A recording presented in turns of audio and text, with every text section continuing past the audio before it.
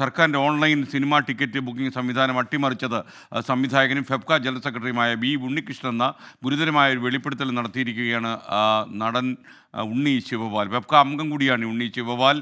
കൂടുതൽ വിശദാംശങ്ങളുമായി അശ്വിൻ പാലാഴി നമുക്കൊപ്പം വീണ്ടും ചേരുന്നു. അശ്വിൻ, കൂടുതൽ വിവരങ്ങൾ എന്തൊക്കെയാണ്?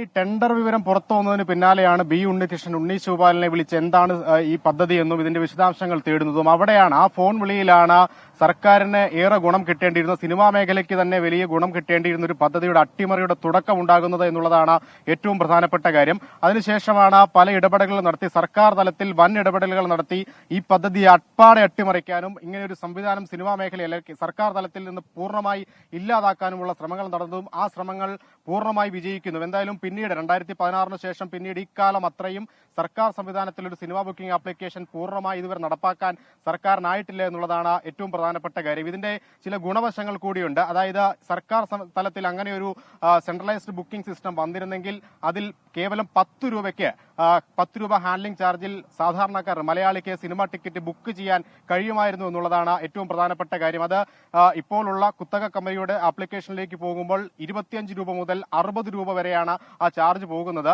അത് ഒരു ടിക്കറ്റിനാണ് ആ ചാർജ് എന്നുള്ളതാണ്. 2 ടിക്കറ്റ് എടുക്കേണ്ടി വന്നാൽ 30 രൂപയാണ് ഹാൻഡ്ലിംഗ് ചാർജ് എങ്കിൽ 2 ടിക്കറ്റിന് 60 രൂപ നൽകേണ്ടി വരും. 3 ടിക്കറ്റ് ആണെങ്കിൽ 90 രൂപ നൽകേണ്ടി വരും. പക്ഷേ സർക്കാരിന്റെ ആപ്ലിക്കേഷനിൽ എത്ര ടിക്കറ്റ് ബുക്ക് ചെയ്താലും ഹാൻഡ്ലിംഗ് ചാർജായി 10 രൂപ മാത്രമാണ് നൽകേണ്ടിയിരുന്നത്. അതിൽ 5 രൂപ തിയേറ്റർ ഉടമകൾക്കും 5 രൂപ സർക്കാരിന്റെ ക്ഷേമനിധിയിലേക്കുമാണ് പോയിരുന്നത്. ആ 5 രൂപ കൊണ്ടാണ് സിനിമാ പ്രവർത്തകർക്ക് പെൻഷൻ അടക്കമുള്ള സംവിധാനങ്ങളിലേക്ക് പണം നൽകാൻ ഉതകുമായിരുന്ന ഒരു പദ്ധതിയാണ്. അതിലെല്ലാം ഏറ്റവും പ്രധാനപ്പെട്ടതായി നികുതി വെട്ടിപ്പ് പൂർണ്ണമായും തടയാൻ ഉപകരിക്കുന്ന ഒരു സംവിധാനം കൂടിയായിരുന്നു സർക്കാരിന്റെ സെൻട്രലൈസ്ഡ് ടിക്കറ്റ് ബുക്കിംഗ് ആപ്ലിക്കേഷൻ എന്നുള്ളതും ശ്രദ്ധേയമാണ്. ഇത്രത്തോളം ഗുണം കിട്ടേണ്ടിയിരുന്ന ഒരു പദ്ധതിയാണ് ഉന്നത ഇടപെടൽ നടത്തി ബി ഉണ്ണികൃഷ്ണനെ ഇടനിലക്കാരനാക്കി വെച്ചുകൊണ്ട് പൂർണ്ണമായും ഇല്ലാതാക്കിയത് എന്നുള്ളതാണ് ഗുരുതരമായ ആരോപണം. എന്തായാലും ഇതടക്കമുള്ള ഉണ്ണികൃഷ്ണൻ ഇതിൽ ഇടപെട്ടു, ഒപ്പം സാമ്പത്തികമായി ലാഭമുണ്ടാക്കി എന്നടക്കമുള്ളതിന്റെ തെളിവുകൾ പുറത്തുവിടാൻ ഉണ്ണി ശിവപാൽ തയ്യാറാണ്. ഉണ്ണികൃഷ്ണൻ ഈ ആരോപണം നിഷേധിക്കുകയാണെങ്കിൽ ഗുരുതരമായ ആരോപണത്തിന്റെ തെളിവുകൾ പുറത്തുവിടുമെന്നാണ് അദ്ദേഹം പറഞ്ഞിരിക്കുന്നത്. അശ്വിൻ, ആ ആരോപണം ഇപ്പൊ നമ്മൾ ബി ഉണ്ണികൃഷ്ണനുമായിട്ട് ബന്ധപ്പെട്ടു, അങ്ങനൊരു ആരോപണം വന്നിട്ടുണ്ടെന്ന് അദ്ദേഹത്തെ അറിയിച്ചു. അപ്പോൾ അദ്ദേഹം പറയുന്നത് അദ്ദേഹം ഈ ആരോപണം നിഷേധിക്കുകയാണ്, സത്യസന്ധമല്ല എന്നാണ് അദ്ദേഹം പറയുന്നത്.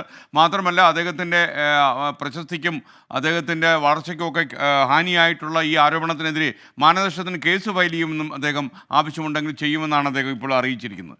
ഓക്കെ, താങ്ക് യു അശ്വിൻ പാലാഴി. എന്തായാലും വരുന്ന മണിക്കൂറുകൾ നമുക്ക് ഇതിന്റെ സത്യം അറിയാൻ